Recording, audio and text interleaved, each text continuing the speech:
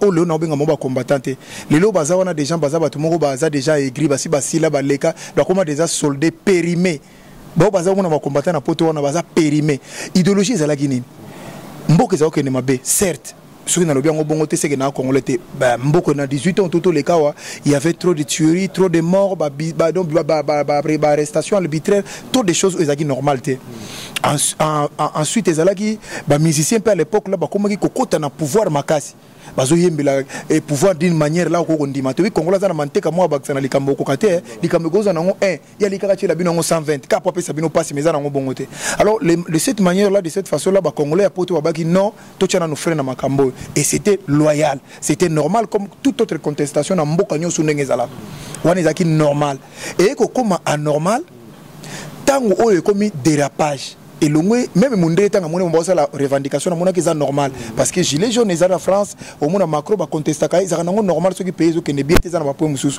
mais o tozana ngo lelo phénomène wana ezala susu combat c'est si là qui dans ces derniers temps o etika les abatu oyo ba kokili susu pototé batu o bazana en fait ezala règlement des comptes OK ezala sous combat ezala règlement des comptes mutazaki na problème na Kofi ayi ko régler ngo mutazaki na pomna weranson ba yebaki weranson azaki na mbongo te loko mina mbongo bango baza ko pesa ye ba monike ekozala bongo te ba sungi jibi mpera monike jibi mpera ngo komile lobo ndenge nini ba sungi ba Félix Oise ko buluka kare ko pelate mais peli le kei ba tra ba combattant ngo tout monde ba combattant alors le loto zo ba souté réellement c'est quoi les combats de deux c'était une bite politique biso tout ça secret police identité to lobaki ke to lingi na biso ni Kabila ni Shadari donc n'importe qui to kolinga atako to linza tomate azala wana azala congolais mais mutu mususu te mais aujourd'hui de to solanga no c'est président Félix Tshisekedi Tshilombo qui était d'abord le premier combat quand on dit les combattants ba uta na IDPS to boya te ba uta ni na palo c'est pas palo bazaki na combattant MLC bazaki na ba combattant les combattants c'est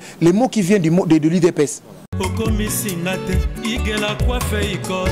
Papa na Kerwan éternel Kenaya. Bon. Oh, chérie, je pas chez ni pour les hommes. C'est aussi sexy pour les femmes. Dans ces cas, on y va. Oh. Ok. N'oubliez pas, c'est Bindou Biou pour les enfants. Eh ben oui, dans ces cas, on y va. Hugues la Coifficoté, votre salon de coiffure sur la Nationale 3 au pavillon sous-bois. Salon Hugues la Coifficoté. C'est aussi pour les femmes.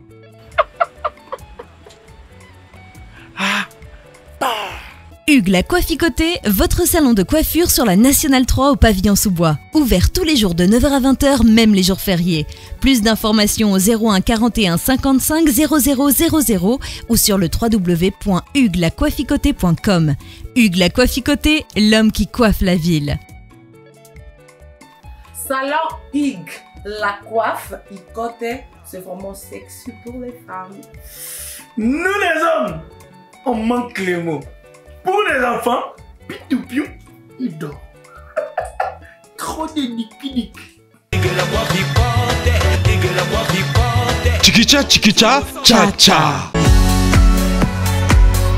Et moi state, moi Europe, moi partout dans le monde. Opération Pesandako Valeur pour tous vos travaux de réparation, design ou décoration intérieure et remodélation de vos maisons. Contactez Pat Art Design. Pat Art Design met à vos services décoration intérieure avec la technologie de pointe. Montage de meubles de télévision, montage de plafonds, décoration de murs, décoration de vos chambres, réparation, peinture, carreaux, bois, réparation des murs et tapis. Pour tout contact, appelez Pat Art au numéro WhatsApp ou télé +1 34 77 48 87 61 ou au +1 90 39 52 60 99. Pat Art Design avec peu de moyens. Vivez l'atmosphère paradisiaque dans vos maisons. Mbongo Ike Kaka, papa, maman, jeune, elenge, c'est Pela. Kebananda kuna eu ya États-Unis, ya Europe et comme lokola Bakajuma. Na mbongo muke penga Pat Art Design okozala satisfait. Ou soit, contactez Congo Promo au 774 578 75 63. Onyokwamaki, osufraki. Abus de confiance dans la famille, okokaki kotonganda côté. Eh oui, voici la solution. Fini les tracasseries. Parce qu'avec Dekes Construction, rêve na yo kotonganda ke kokisami. Yoka bien. Dekes Construction, entreprise moko spécialisée, expérimentée na construction ya ba immeuble, bâtiment, maison, bandako ya ndenge nyonso, okoki kotonga ngo na Dekes Construction. Ata ozangi terrain, ata ozana projet ya kosomba ya kobongisa po ya koluka ndako, Dekes Construction ezali spécialisé na matière wana. Olingi kobongisa immeuble na yo, olingi kobongisa ndako na yo, olingi pe kotonga ba immeuble quartier mobimba, eza spécialité ya Dekes Construction. Contactez biso sans serveur na Dekes Construction. Toujours na ba architecte, na ba ingénieur, on bazali très qualifié koleka pona kotongela yo ndako oyo ezali ekotikala immortel, inoubliable. Oh yes. Dekes Construction vous propose aussi ba service local, luminosité à ba bâtiment et éclairage public, installation de vidéos de surveillance, installation de systèmes d'alarme anti-intrusion pour véhicules et maisons. Adamu tukanayo bakoki kotiela yo alarme moko ya suka. Oh yes, olingi talo ya pété. Car Dekes Construction eza offrir ba prix moko très abordable. Opoki ko négocier yango futaka ndambo oyo sengoteur. Dekes Construction mwana Congo mboke bongi yaka. Dekes Construction ayko pesa yo opportunité ya kopongisa avenir na yo, bokoko na yo, vieillesse na yo. Dekes Construction pambolama. L'agence d'export et d'import Michelo Atlantic Shipping et bana ya Canada, bana ya USA, bomitongisa lisusu te. Pour tous vos achats et ventes voitures, pièces de rechange et les accessoires possibles, na koti na ba koli na bino na Kinshasa, bomitongisa penza te. Please, bakoya koza koli tina ndako. Pour tout contact, benga Michel Lukadi. Plus 1 508 371 60 43 USA na Canada. Pour la Kinshasa, benga na plus 243 89 551 30 38. Michelo Atlantic Shipping. Yaboye, bazi wapi. Bana ya Dallas, bana ya États-Unis mobimba. DHL et na système ya Buka lelo, Lamba lelo. Bokota, l'air est grave. DHL, garantie assurée. Naba primoko, nanu ezalate. Tinda kolina yo na Kinshasa, tona Afrique mobimba. Livraison à domicile dans 3 jours. Samba Senga, bongo ya livraison. Bapos Kutu Ekosa et Koma Kimpiato. DHL, Omeki, Okangami. DHL, Salamumbongo na yo à 200%. DHL, Otindi mardi, Otindi mercredi, Otindi jeudi, Otindi lisusu mukolekoya. DHL, Turoyo et Nyati Bangonion surtout. Pour tout contact, benga mwana mboka, Yale Financial Service, situé sur l'adresse 2821 Brown Trail, Bedford, Texas. Pour tout contact, appelez au numéro 972 890 87 81. Service d'accueil assuré. Solution mon ami, toujours travailler sur la DHL. Donc les alliés garantis, toujours à lundi jusqu'à vendredi. Vous avez votre colis, vous passez ici. Toujours dans un carton. Juste l'idée sur les cartons que nous avons. 3 jours, 4 jours, et combien à Kinshasa. Et qu'on compte jusqu'à 10 pounds. Autant d'ici en haut, prix est garanti 3 à 5 jours, et combien en haut sans problème. We're super excited to bring it to the Congolese community. We have 4 different sizes of boxes. It's reliable, fast service there within 3 days, and we have a really good competitive price. Chez Yale Financial Services, solution et mon année.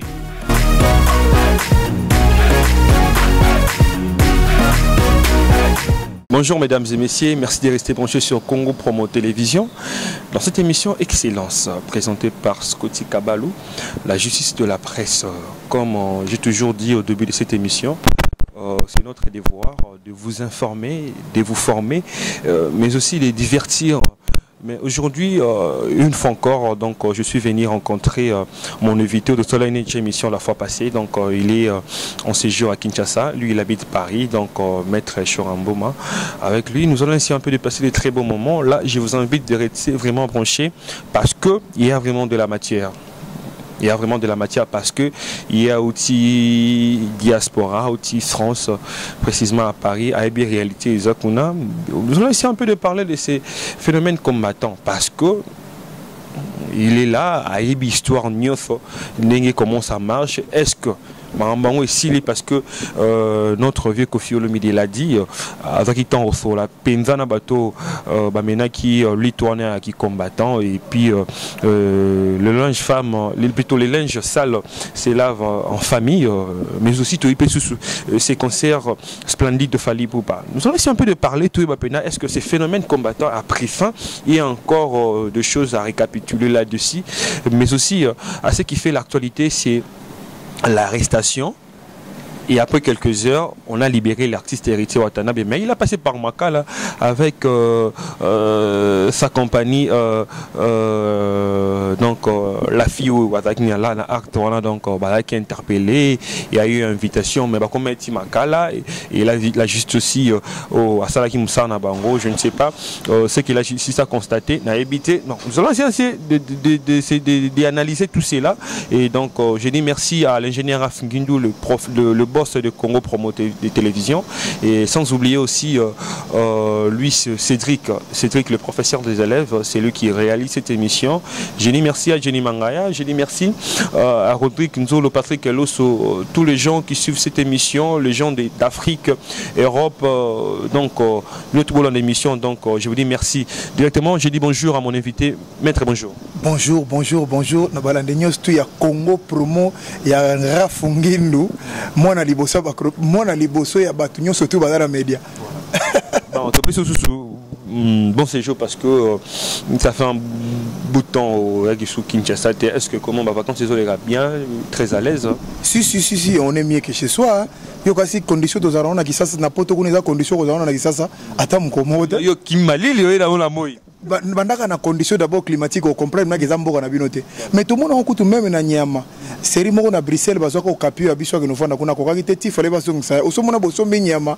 Boke na mboka na bino azoko kate bozo azaya bino mais avanda ke pa na bango. Ce qui se passe dans na poto leko ya malamu ya makasi ndenge bato da kanisa za kuna te. Certes, ba avantage ezali mais kozala malamu ezaka ndenge na zao. Et nous allons essayer un peu de parler sujet très capital. On a annoncé de bien on a ces phénomènes combattants parce que il y a eu plus de 10 ans ce phénomène on est bandaki le roi mona et botier pied cola qui est zoom ici ça ce phénomène nous a privé, vous a privé na bibino surtout bata diaspora, vous a privé votre culture qui est la culture congolaise au niveau diaspora. Et maintenant là tolanda qui n'a pas média na biso l'artiste Kofi Olomide aloba qui il a rassemblé tous ces gens le gens qui menaient cette lutte des combattants. Est-ce que maintenant on peut se dire que non, le phénomène où on est sili, tout est au calme? Non, d'abord, il y a Kofi Olomide, comme tu le cites là. Il y a un modèle, par exemple, où il y a ramené fin à la guerre. Donc, il y a un modèle amitique en retrait. Il y a un bateau qui est placé à mener guerre et puis long pour dans la scène. Ce n'est pas lui, ce n'est pas Weranson, ce n'est pas Jibem Piana, ce n'est pas Félix Oazé. Donc, tous les grands, les Nyokalongo, tout consort là, lit Oyo. Ce qui est bango bazan avant plat et aussi quand on réussit le soute. Il faut bâtir quand on a pétio bazoya sima. Natanga à chaque fois comme on a bango, il y a héritier Watanabe, Motona Tembela Pulga, il y a Fali Poupa le King, il y a Ferregola, il y a Didier Lacoste, il y a Sam Chintou, il y a JDT Moulopoe, donc il y a tant d'autres. Mais s'il faut rentrer au débit, dans l'année 2008-2009, tant où on est en vol, c'était quoi le but? Parce que oui, bien. En fait, les groupe ya batu moko groupe moko ya pression ya ba combattant o le na benga mo ba combattant te.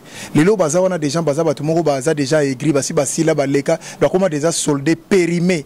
bao baza on a combattre na poto on a baza périmé idéologie za la Guinée mboka za okene mabe certes ceux qui n'ont bien bon côté c'est que na Congolais était mboko na 18 ans tout les cas il y avait trop de tueries trop de morts arrestation arbitraire toutes des choses ezaki normalité ensuite ezalaki ba musiciens à l'époque là ba comme qui kokota na pouvoir makasi bazo yembela et pouvoir d'une manière là ko ndima to Congolais na manteka moi baksa na likambo ko kate likambo goza nango 1 ya likaka tshela bino 120 ka papa sabino passe mais nango bon côté alors de cette manière là de cette façon là ba Congolais a poto ba ki non to tshana no frère na makambo et c'était loyal c'était normal comme toute autre contestation na mboka nyoso ndenge zala wana ezaki normal et ko koma anormal tango oyo komi dérapage et même mon détang la revendication est normal parce que gilet jaune est en France au monde Macron va contester ça normal ceux qui payent au Kenya bien ça va pas mais oh tous en ont le phénomène on a et ça les sous combattre c'est si là qui dans ces derniers temps oh et tika les abatu oyo ba koki les sous pototé batu o bazana en fait ils ont règlement des comptes ils ont sous combattre ils ont règlement des comptes mutazaki na problème na Kofi ayi ko régler ngo mutazaki na pomna we ranson ba yebaki we ranson azaki na mbongo te lo komi na mbongo bango baza ko pesa ye ba monike ekoza la bongo te ba sungi jibi mpera monike jibi mpera ngo komi le lobo ndenge ni ba sungi ba Félix Oise ko bulu ka kare ko pelate mais peli le kei ba tro ba combattant ngo tout monde ba combattant alors le loto zo ba souté réellement c'est quoi les combats de deux c'était une bite politique biso tout ça secret politique te lo baki ke to lingi na biso ni Kabila ni Shadari donc n'importe qui to kolinga te atako to linza za tomate azala wana azala congolais mais mutu mususu te mais aujourd'hui de to solanga no c'est président Félix Tshisekedi Tshilombo qui était d'abord le premier combat quand on dit les combattants ba uta na IDPS to boya te ba uta ni na palo et c'est pas palo ba na combattant MLC ba na ba combattant les combattants c'est les mots qui viennent du mot de l'IDPS si ko le mukolo nango wana premier citoyen de la ville yo na ko président de la République ce ko to bunda nini dédé ce qu'on a bateau baza mayele to raisonner boy nazoni ce qu'on a pourquoi ba combat et sali ngona parce que bato baza mayele te ba koti na sima wana parce que mon lelo combat elingo ba muto azani na bandeko sute combattre elingo ba muto azaka na bandeko tatikala ne yemoko pour soka zo finga tata moko mukolo imagine toi oyo azana ba koko maselemi na micro bino mo bandeko na bozolanda ngai tala niveau bato na ba se comporter na yebite ceux qui lite za ndengona na ite ceux combat za ndengona comment un tata ya mukolo il quitte sa maison il prend la caméra abando finga ba tata ya bato ba mama ya bato makamu tout elingo loba oyo nyoso za contre bango na idéologie na bango akomi collabo balingi les soute mais surtout landi na ba combat nyoso tout lelo yo Hillary Clinton tout son point par point tout banon na musique pourquoi ba karagi musique balobi ke musique batwana bazoyi mbanzi mama be certes mais lelo oyo bato ko yembela gouvernement plan lelo ba yembela ka soute mais na kata ko yembela wana bandeko na bazolanda ngai na kata monde entier surtout bato ba dans les États-Unis ko ne pas rafingine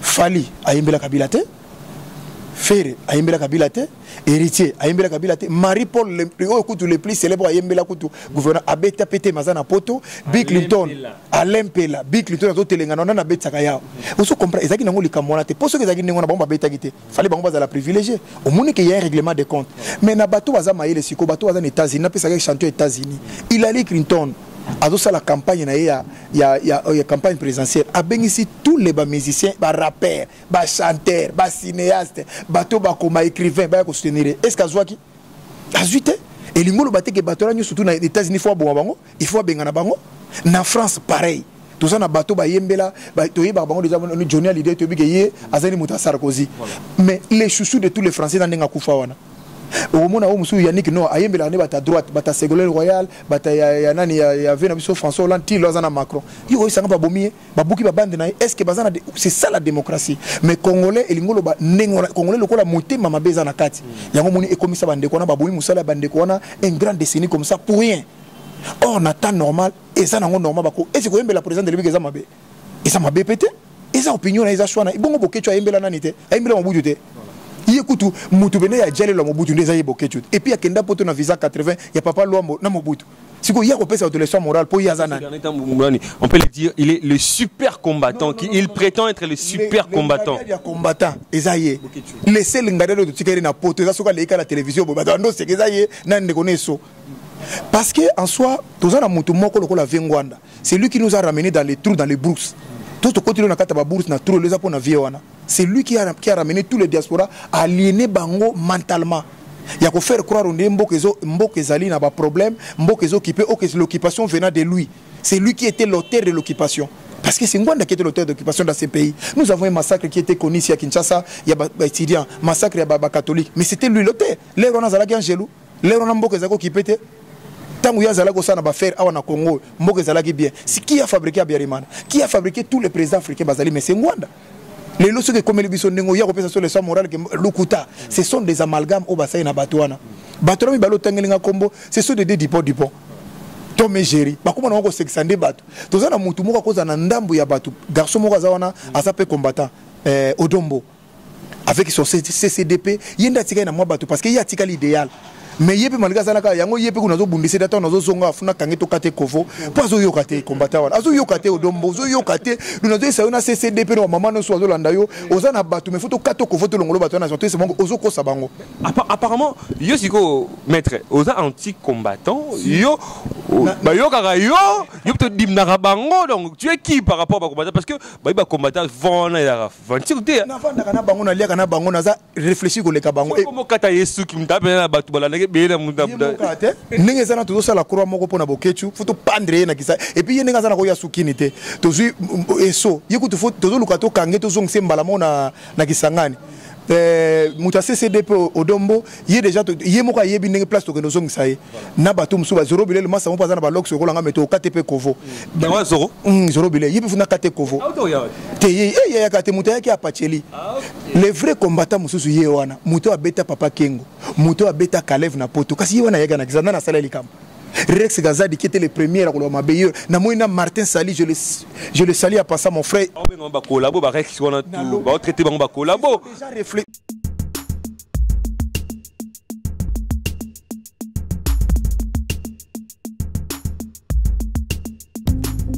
Eh bien, le bible, oza mwana nchangu mwana njili oyebi yango bien que JB service eza agence ya mwana njili mwana nchangu mais ozo sazade otinaka ba koli na ba chance moko boye banotina na koli mona 2004 puis lelo na 2019 koli yango ya te oyebi ke eza la ngapasi agence ezaka moko on a déjà mon njili na Sainte-Thérèse JB service ngamo na confirmer ngo po tini diko li 10 ans c'est commis et puis les gens prennent les commenter mbala moko papa ni les akule deseo donc c'est aussi magasin JB service et ça kaka on est ça oh mais ça ce soir tuzanga kuibe jadi woye mbimba JB service soko kena Brazzaville et ça la kati ya Brazza bona batu bakamata biloko na bango na Brazzaville précisément et ça à côté ya aéroport ya Maya derrière mon cousin wana ya football modité maman dit ayenzi la moko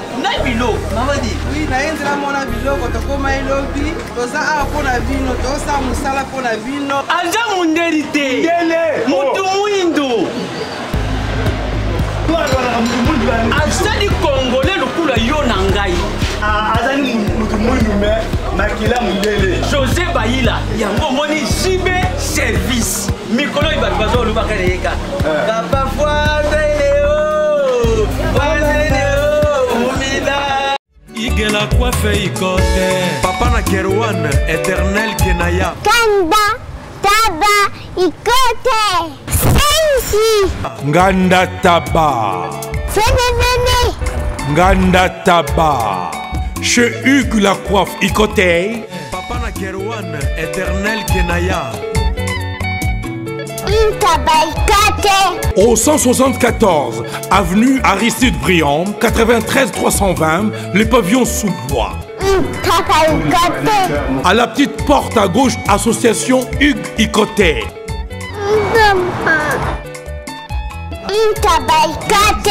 01 41 55 0000 Ntaba Ikote. Bah, on va raisonner l'élo parce que Félix Azana pour 20 ans, mon frère. Compris vous 20 ans à pouvoir. Imagine toi, Sozana 60 ans ou 70 ans. Félix Azana à 20 ans. Il y a 60 ans. Il y a pas ma papa na exil wana. Et puis basi ba réduire biso en néant na mundele. Il y a ma papa muto avant na kisasa awaza licencié, aza ingénieur, aza gradué. Mais au moins na poto un lice. Et yebisanga na kata poto dola nanga pilote congolais ni azali wana. Bana bat bakenda poto certes batumsu batangi bazali. Ba pesanga no ya kombo ya pilote mon congolais ba komelanga na se. Azate batangelanga mutu moko akumbaka bateau na Congo o bayebi ke na France Congolais na Allemagne na mboka nso bozali ya diaspora azali un médecin le plus célèbre congolais au bango bayebi azawabi. Comment se fait-il Moutaza licencié pour réduire à comme femme de chambre? Moutaza ingénieur, pour commissaire garçon ingénieur, à comment ça la moussala mais mon frère Zolandangaï, tel niveau d'études na yo place nango eza awana ki ça parce que c'est là on va reconnaître des valeurs. Là bandi marabisoté. Parce que to vandi kuna to lukato mais ka ko s'instruire to lukande to ko sala aux sous groupe ya batum un poignet de main ya ba aigri ba vandi walo ba kanga tout un Congo en otage. Ba lekisa libi idéologique na bango ke ngai combattant ti combat quoi? Et puis idéologie les anabatois tous ce sont des sorciers bah envoûtés bateau ce sont des gens envoûtés pour on dit ma papa moko va na poto a uta na kisasa na ba passe na ba galère comme na poto ayo ko balobi ke azolinga drapeau mobutu mais muto la fois dans un siècle ou bien ça muto il y a des plupart des gens ce sont des fantômes. Non bien, moi la commune pardon. Bon, tu imagine toi bokanga ndoki na kalambo yebiti ah kota ba mettre CD hein et je le salue. Donc bana kalambo na fina ngomo simosengo.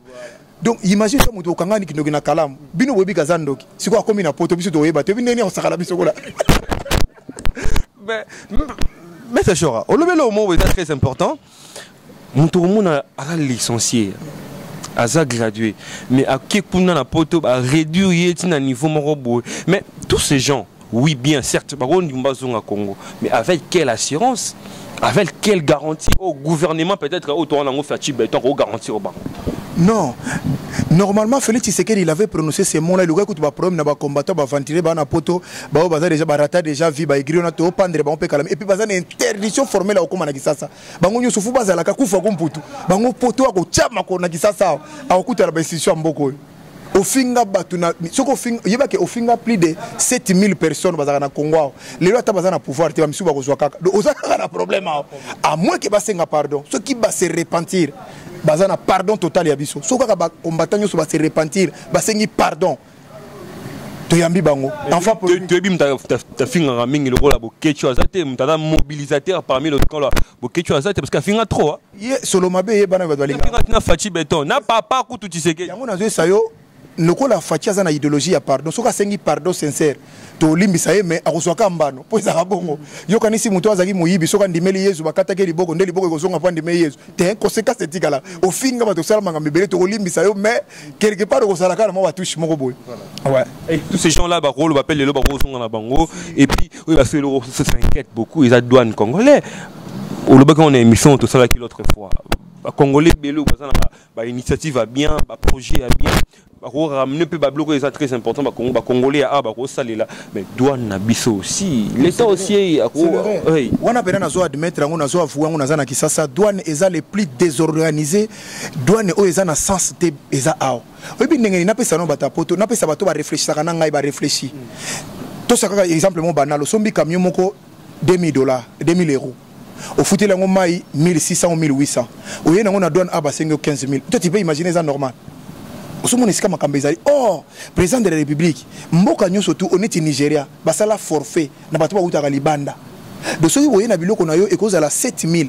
Mais loko la outi libanda, ceux qui ça ba camion transport, biloko mo yo sali sabatu na yo ba na hôpitaux, ba yo sali sabatu loko ba militaire na biloko na bango makame belebele, ba ti o montamo au futa na banque. Doit ne cause à la 1000 € par exemple, mais forfait na ba tiango 300 400 mais na banque. Yebisanga parrain ko ramener combien? Et que c'est un bateau dans les bandes de camions sur les pour la toza na ngura na poto wana et que ya wambango ego aider pour moto ndeto lembi pour na place moto même 4 personnes moto moko na camion moko yé sous douane ya mukie et comme même bateau puis toza na garantie belé 4 bateau tout na mutuka na 4 bateau tout na moto wana ba kopanza quand même moi garantie on est pour na ko survivre ya bateau douane eza cher président de République Hollande na émission oyo et puis na directeur de cabinet il faut botala yango parce que bino bobi diaspora ngeleka il faut ko tala yango premier douane. Et pour les gens là, parce que l'émission de ça qui précédemment, les gens vous accusent oui ou Luka Poste et pas Ndekonayo, mais c'est Chatumba, voilà. Babi Luba là on dit Luba pose donc collaborer Luka non rôle ah, yango kimi poto. D'abord mon collabo, on est sur ba congolais ba combattant tous dans poto ce sont des sorciers. Les collabos c'est quoi? C'était collaborateur de quelqu'un. Ningo yozana nani mutazo azo filmer mais c'est ton collaborateur. Si quoi ngala za collabo par rapport à quoi pour ngala za congolais.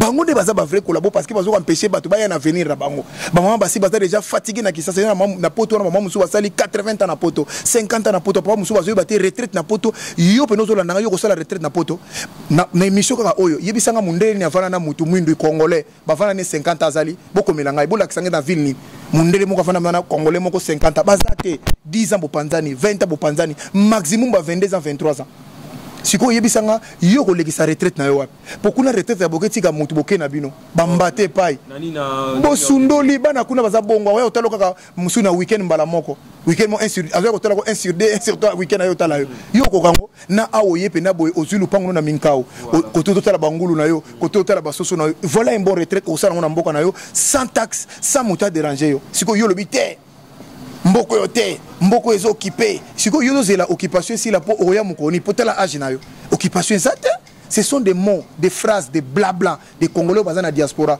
en commençant par Vengwan depuis tous les sorties au bazana mikila au bazana soit disant ba combattant bango ne babi si makambo mboko eza très bien faut ba ko investir aw il faut ba ko vendre aw mboko nyo pesa kana ba problème zaka ya bisote même États-Unis baza grande puissance baza pe na ba problème ka c'est ça. L'autre fois, au soleil là au pays qui dans sujet au pays au soleil qui en gros tout balanda biso qui un sujet d'actualité, il y a jeune frère non héritier Watanabe parce que il a été interpellé invitation et qui Bouraka à répondre devant la justice le lundi donc depuis hier mais chose grave à comment il a répondre à l'invitation et du coup virement balamon la prison centrale de Makala après quelques temps pour ce temps la commune Makala ça ils ont déjà buzz Makala c'est héritier arrêté héritier Makala pour 5 ou 10 ans comme ça mais de bon à 3 ou 4 heures passées on a libéré héritier. Nous allons essayer un peu d'analyser parce que c'est un sujet très capital. Et là, ce sujet est très capital parce que moi, je le dis étant que parent, mais aussi étant que mélomane de la bonne musique et puis dans la musicien parce que mon sang n'a pas au salaire et les gars moi de peur n'a pas musicien. Toi, analyser dans ton ébat. Est-ce que et le gouverneur de justice congolaise est salé? Et d'après on a réédiqué que ben n'a pas matoi que mon héritier sala qui m'a bé à l'équipe na Makala donc au par au sala maba OK Makala ou bien et ça peut une façon peut bon il va punir sévèrement. Non. D'abord héritier Watanabe c'était congolais comme tout autre congolais. Il faut petit nangazo landangai au maître Churamo faut avoir le torse bombé comme disait vieux beaucoup et ça na makambele ka comme lioté et comme là ba Arkeli et comme là banani likamba prison Michael Jackson kutu asambo nango Tyson kutu muta force danger bakina nae mais ngai siko attaque analyste na yebi ke premier nazo loba pe nango tika la loba yango c'est de dire héritier Watanabe attend qu'un petit qui est très réfléchi qui fait son musique intelligent avec son album Mi Ange Mi Démon il faut un peuple congolais pardon. Assez un peu congolais pardon bolimbi sanga na image wa monaki bazaki blessé mais si quand on est ko fana na tali mona mwasi ngo wana su aboyi nae alobi aza ni marié aza pe muto bazolo baza mbayi nae aza ne pe mbayi nae te et puis likama ombene basalaki eza nango bongo te a compliqué bato donc mona mwasi rande sikoyo yende penda muto lakisi na mokilike garçon bataza innocent pour langage à mona mwasi rande pas Anya Star alobi ke d'abord info bagazama abotate aujourd'hui tout ça za bana okaza na mona te innocent abotate ko tuté donc mona mwasi no moni abotate abalate azana mobilité mais biso ka abala leki mobali nae leki ya madame Olive Lembe surtout ça qui pour condamner héritier à tort les problèmes au moni yango baka yango mo to ça ba congolais faut tika justice sala musana ngo enquête salama au moni siko bat nous ba fingi mona batu mbangu ba fingi bango très rapide. Mais aujourd'hui, tant que on a image, j'ai quand même sous batenu, sous battu 20, on va comprendre que certes, ils ont gaffé salami pour niliter mon ami sur bateau. Mais papa, bateau pour bateau couteau, bateau better on maboko, bateau baboumi, bateau tu vas boire chebe, boire baba, arma tungula, boire masananga rosimo kendo à mettre yanga bawana. Bazo tambo alo bazales, kaka mutala kisi mutasali, makamamu ya moi si na téléphone, n'est comme affaire d'état. Non, ils ont makamo couteau pour n'engeza no problème. Héritier petit nanga torse bombé toujours continuer Mi Ange Mi Démon yo ye mama onenge kendaka via bastar ezalaka bongo so pose la héritier tembele makamo se comme lioté do fondima assumé mais a kosenga ba congolais ba maman congolais papa congolais pardon pour bazaki ba innocent bazaki na besoin ba mona ngote ba moni yango par réseaux sociaux voilà bango nde fosenga bango pardon lokola mwasi yango pe bo mwasi justifie mobali obike mwasi obike makambo na mwana kisasa obike na seki yo so mona mutu bakangi bango me mwasi alobi te eza bongo te mamu lembisi bato nyonso na bato bafingaki na poto balembi mais na bon sens en tant que mutu aza mayele abika réfléchaka na yebika kosenga toujours pardon akosenga bango pardon aza na besoin kuta ko justifier te asengi bango kaka pardon o etikali mwana mwasi na sa lobi déjà kitoko c'est tout. Donc, mais apparemment, tu as compliqué les gens. Bah, tu dois na moi philosophie à l'Ikamwango. C'est ça, Jésus-Christ et Barabbas. Mbangu tu dois besoin de crucifier Jésus ngani nzokande ezaki nango bongote. Moi si wana a sauvé ndenge na Bible basi bele ba sauva bat. Parce que nenga zo expliquer wana ezana ngo simple. Lo ba boyika okenango au moins na suka nango lobika ka balimbisa ye. C'est ça revient toujours là. Balimbisa ye ba famille na ye ba ndeko na ye parce que emonani bongo. Mais yé pona ya munengo ezana ngo gravité. Siko biso to tala ngo to mona ngo grave pona ni. Iyo zo lo bana ye boye po ya ye monanité. Ba misu bazana baza plus qu'héritier.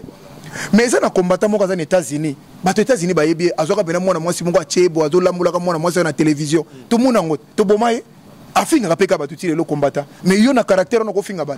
Yo zana leçon morale to moral moro ya ko pesa ba. Non, ce sont des choses où essayer na bengango l'irréparable est fait. Pardon sengama petit continuer chemin na moi moi on a besoin ko sala à refaire vie na. Ce sont des erreurs de la vie, les réseaux sociaux de salabo. Yango te comme la biso likamo on obstacle moko boy héritier abomi mutu bi affaire d'état. Bato boyi bato kutu bazala leste okuta na bango. Toya na sujet parce que to kuya na sujet. Comme likamo akoya ko betela sur musique te asali boy. Bino bakolo poto na bino. Bino ba décider pour na ba vie ba mabe bino bo sala ka batu bino ba mibale bozo nyo ko la basi kutu na poto bozu exemple ka bongo bino bo sala basi ba na poto na bo sana ngo bozo nyo ko la basi ba to na opesa ka bango mbongo te basi bazo souffrir na bana bango bo kima bo sundola ba misu bazana kima kenda Allemagne kenda Londres tika moi sina bana 4 yo kasi yo opesa héritier les soins moral yo mutozo ozolanda nga oliko musala te elobata peut archevêque le bobo zéro fenea osala ka to fana ndako lela ka makoso na télécommande yo lingo ndo ko isa batu kendo lisumu yango yo sana lisumu te kasi tombo libanga bamba muninga na yo ngana ko conseiller bino boye bisayika senga pardon c'est mieux mais so beaucoup mi ko juger muto azana boye mutakala boye o même bon avenir problème pour rien parce que c'est aussi l'une de causes principales au phénomène combattant et loba pe que non ba musicien ba za bato que non ozo kabela mbongo mais a comme na niveau ko ta moi si na otina mona na yo ba monsieur tala mais qu'est-ce que toi basta na faire makasi o isaka na est-ce que yo ko ba marque zone bazo basi batute yo kanisi ba foreman ba mwende na bo avina banga ya caché to yebite et puis yo ko lobana so ko lobaka boina TV kamusanga comment moi si avant na poto bana poto basi baza basi ya Léon Lobi bo baza aux États-Unis bo baza na France surtout grand monde bo baza na Belgique baza na ba Anvers baza na ba Louvière le roi petit na BBC fungula na Louvière basi ya Léon Lobi yo ko uta musicien uta kuno ko zoya ndenge na ndako na mutaza moi sali bala azana bana na ye mais ça lukuta eza mutema mabe si tu veux noyer ton chien retraité azana rage problème ezaki bazaki na problème ngako ke musicien utaka aye azubana na kata ndako na yebo mais yo mo mto côté support yo mo mto fungoli porte ye à côté na ndako ndeni po omo nanu ke bazaba ventiler ba combattant wana ba cher ba côté na ndako na mango ndeni pour akomati na niveau wana c'est toi qui es faible c'est pas la femme yo zo présenter muto zo lenga lengo la télé polo ba ça les semolo ba zo te pour aller yo bon là yo ya bino musicien na ndako odo lenga ina zo lenga po basi baza compliqué basi baza ba victime mais bazaka tellement moni ozolinga na moto trop comme on moto za plus important voilà donc akendeka kuna mbala mo buzo bana bango batapoto kala bango ne bapesi makambo et puis la plupart des bateaux sont sali bakaba combattant batapoto kala ba jeune le bazana makambo na te voilà donc l'imbattable Choramboma il est en train d'analyser mais ça fait aussi mal la justice congolaise par rapport à Yalelo parce que des gens avant quelques temps passé, ils ont un problème, il y a les gens de FCC, parce que tout le monde est dans la politique. Mais c'est Némi, un coordonnateur FCC. Il a tenu des propos, il a équipé indignes, il a équipé qui est au côté vis-à-vis du chef de l'État. On a vu ça avec Chadari, encore membre FCC. Mais tout le monde a Dunia qui l'a parce que ça fait vraiment l'actualité Lélo, Dunia qui l'a en disant que, parce qu'il est cadre aussi de FCC. moto moni alobi na ba vidéo que non quand Kabila a décidé à tika pouvoir na mboka personnellement donné non nous mokonzi tika pouvoir roter Kabila a dit non moi je dois respecter la démocratie j'ai plairé parce que Kabila a dit ma ki tika bokonzi mais Joseph Lelo plutôt Fachi Beton Lelo as président de la République et ça ni na volonté à Seni et j'ai nié la volonté du peuple congolais au Bissot Bimagi le 23 décembre sous la pluie pour voter mais et ça sous et là donc et le roman donc comment je dirais et ça volonté il y a Joseph Kabila bah propos on a tout parce qu'en commençant par Némi en commençant par tout on a FCC moi qui mange chef de l'État même chef de l'État il faut tout actionner commission il y a bien mal à qui n'a assassinat makamo nyonso aussi la bataille to kanga bango facilement est-ce que bateau so azolo bana lo babete la Kabila maboko Kabila lobaka na mokili mombezo landa biso en face du monde le biso na za 15 congolais à bonne foi na obongisa Congo bateau ba lobi na bazala kité tangi bango parmi les 15 baza et les autres baza baza na monde lo ko sala te bataja lelo makamo bazolo bazolota Kabila dans ces pays, Aza est loko mon côté, c'était une autorité morale, il y a FCC, et puis Aza n'est qu'à moto normal, il y a ancien président de Balobakawana, et si les Azo représenté dans l'institution avec la biso, et l'autre côté, Banda et l'autre lobby. Mais il a la majorité au niveau du Parlement. parce que ami préparé kasi bazo bango tozolo bazolo balobawana kasi bango makomisi yo ndimi lelo tozui mwana mboka lokola Félix na tête à pays mais muto azolo bandengo na za congolais mais c'est lui qui a accusé hier que Kabila zaka rwandais Kabila Janet za rwandais c'est le même gens là mais lo bazongi li suba comment combattre frère na bango vous trouvez batona baza normal. Ce sont des gens qui n'ont pas de sens. Comme le ridicule ne tue pas sur les Congolais, ma politique.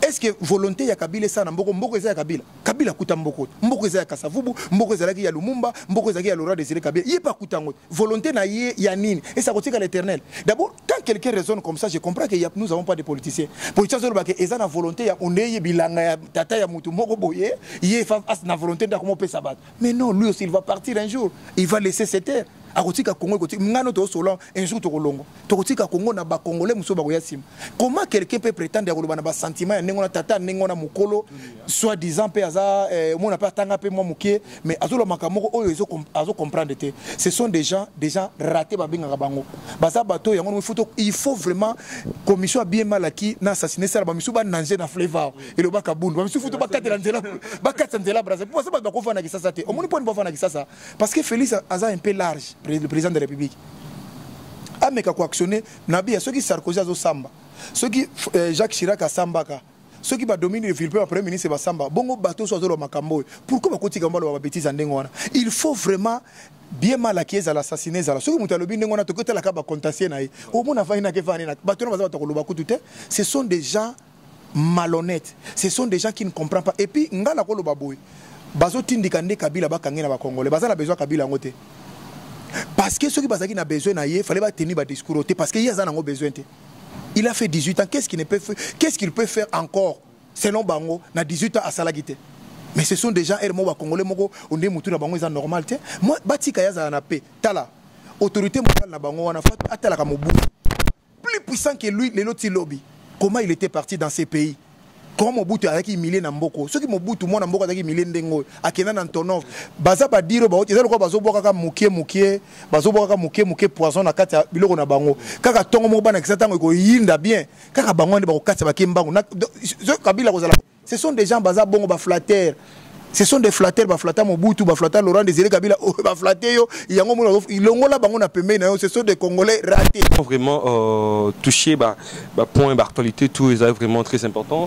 Par rapport à l'émission d'aujourd'hui, on a habité ici à un dernier mot, ici un peu de récapituler si j'ai tout le lobby, moi analyse à Mickey et puis to chuter dans l'émission lelo. Non, mais ngana c'est pas là qui mingi na visite na ngai awa ndenge na yaki parce que premièrement na yaki pour na honorer madame nanga, maman Denis Denise Mbote Bele Sika Zali na Paris yo tomboli nganga na tombolio Maman de 5 Carmel et Carmelia Christy Vimboma Melvin Mboma na Luanda Denisia na Paris na Blessing Denisia na Paris. Donc première visite nanga récite nango total. Deuxième visite yakina kutana ba continuous dans une chance kutana monsieur Vital Kamere Lokani ni kinga yamba ngana il na yena mama Mwangasa mama Amida to sola ki mpe à long en large pour na kama mboka ngo ya likolo ya ba pour na ba sportif surtout na solina gouverneur de la ville Kini Bopeto.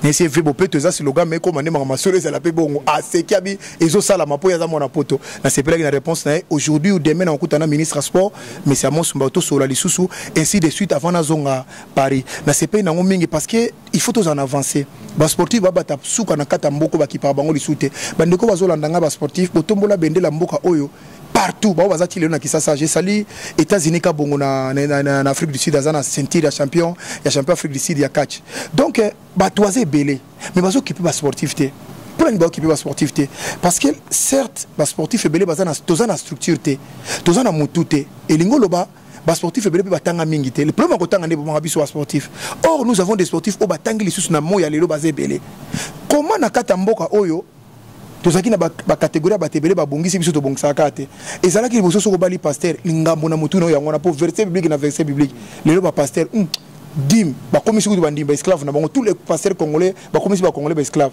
ba to yaka fona ndako no tongo midi pourquoi yo zo li zo mera ndako no ce sont des esclaves parce que aliéné bango ba joueur yaki so bali joueur muta couper ko suka na yo ko kima mbango lelo ba petchana makambo so taliebo kitoko musicien soko yeux be mutabangi le ba musicien tandi ba réglementer kaka biso to tikali lokola bata suka bata sécurité patron zoli atio libanda yo kengela kaka batu yo nengo zana bato ki mozola ndaka mbango bakomi ko utiliser lokola lisasi place ko kenobeto ebiti yango na moni que non il faut nous luttons ainsi dans ce sens là il faut to lutter bongo parce que na kata mboko ngana mona ba pesa ba médaille na ba pasteur pesa ba médaille na ba joueur tout consort maintenant nous ba pesa sportif mon côté de combat ndeko nanga yo zola nanga partout aux même États-Unis partout dans le monde ozwani na mboko na oyo sali ti lelo zo bundati tala mboko yo za nengo zo tombola drapeau Congo est-ce que zo mérité ordre national ceux qui de mérite le mumba wana te point ba ko pesa biso te en titre postime na ba vina biso musu ba kufi ba sali ba full contact makasi ba kickboxing ba judo ba boxe ba karaté point ba ko zoate c'était lutte moko noble auto zanango de deux tozana awa na Congo kaka le seul pays oyo babundaka championnat après pays champion du Congo Kobela Genolia apesa moi si na eto apesa ban siko Kobela s'il vous plaît au mon niveau bateau alors c'est pas normal sportif à côté à la bongote yango biso de quoi to utili banda to ye aide na biso zanine tozana ba association na biso debout la République nationale des sportifs en marche to sangisi ya biloko za ba sportif nous soit différentes disciplines ba sangisi ya biloko na bango partout bazali yango to kutana ministre ba lekisango na douane poto meka ko kabula ngo na kisasa zaka Congo zaka kisasa te na bambanda ka na ba kisangani pa koto ba combattant ba ko sala te so que ça la bango c'est ça notre élite parce que ba sportif bazana mbanda ka bazana kisangani bazana édité c'est ça. Il y a des gens à remercier par rapport à l'émission Lelo. D'abord Congo Promo et Mogographe Ngindo, les boss à son genre, leader maximum, Mbote Bele Place aux États-Unis. Na remercier sous Mama Ba na ngona uté ko honorer Denis vraiment moi si wana za moi si atombolinga mo mingi ngona la tomboli epé na bana nyoso apesinga bango ba jimel ba jimodo na za pinado ya ko sakanate et puis merci mingi surtout na ba sportif nyoso tout bazolandanga à travers le monde. Boyeba ki tozana lit munene bino mamusu bozui tanko kende tozana ba baleki bazasi ma faut kuta structure mettons-nous ensemble to longola ba ego les meilleurs corégniers en tour de rôle mutalibuso na mutasuka za raté mutala mtazana tour nae hier to bato bazalaki lelo to bato bazali to ba bazala lobité donnons-nous le sens to longola na ba ego to longola makambe to ko sala post pour ramso kende liboso merci na ba sportif merci na mutunangai Washington grand prêtre merci na Chiko Mabele Mame merci mingi na mutunangai Casa de Abraham Jimbo Fassa so bozomo na dola tabo grâce à Casa de Abraham mais zomo za na Paris kuna somo Casa de Abraham yenda dola sangai po yebe na do modéliste à danger alors merci mingi suna batinyo so rolandanga de partout na yo mo muto pesinga micro voilà Scotty oui eh poni Scotty oui non Scotty to Scotty po ani bon ya kombo mo ou apparemment ba pesanga te on pesa ngo nuance pesa mo nuance encore mais comment on a Scotty Kabalu comment on a Scotty Kabalu yo pesa ngo nuance le quoi ba petit momito à Paris moi c'est Scotty Kabalu ba petit à Londres moi j'aime trop voilà quand il parle parce que n'engena ko la façon ba mwimba lela ngona miki lokolo dai L'imbattable Show Ramboma. Merci pour notre disponibilité. Mais on est encore là. S'il y a de rencontres au sein de presse qui est ma vidéo, contactez-nous, l'équipe de Congo Promo, tous en pour tout accompagner. Merci beaucoup. Merci vraiment. Merci Nabatino Soubalandinga. L'imbattable Show Ramboma. Autorité morale. Autorité morale. Donc, quant à moi, je dis merci à tous ces gens qui ont resté branchés sur cette émission Excellence. Déjà, c'est la fin de cette émission. Merci à Cédric, le professeur des élèves, c'est lui qui a réalisé cette émission. Je dis merci à l'ingénieur Rafngindou, donc, on a mon igam, donc, Jimmy Mofasa, Osala Moussala, donc, Souka. Casa de Abraham, Yarosarante. Pour sportif, à Kalabala, comme on a, sur mon sportif, non, t'es là-bas, je suis pas un défaut. Il y a sportif au film on a poigné. Sportif faut ça le boy ne ba Mark Tyson ba la ni na mona ba catcher américain ba la il faut boy mutatali bazon di maté au moins ça sur na couter na ministre bazon di maté na mutamakasi pour moi bébé mutamakasi na forme moko boy OK biso le na poto partout aux Zaïre en Afrique du Sud na bangola il faut qu'on révolutionner mutamakasi face à la mutamongo ndenge mewezera azali ndenge te dire nera ali ndenge biso zo linga to za la avenir mutatali boy akumisi nzamba bi vrai encore ba sportif bazami bali ya solo oh nzamba kaya batali boso na mokilo ba sportif père doublé la maman Denise après c'est maman Denise Mbote donc retrouvez-moi très prochainement sur Congo Promo Télévision. Au revoir. Donc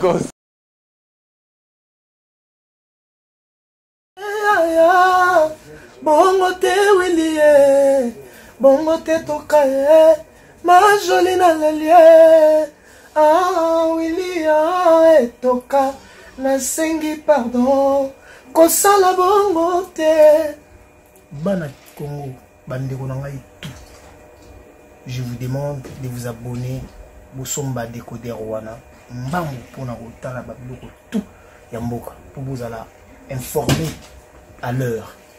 CPLA TV na bandeli CPLA TV décodeur à CPLA TV ba chaîne tout ya Kinshasa ba chaîne tout ya Congo ba chaîne belé bouquet na ebo tout sur les nyonso ba clip tant aux autres ma bonota donc ba information nyonso ya mboka ya politique ya culture ya sport ya santé ya nyonso donc voilà idéologie za CPLA TV.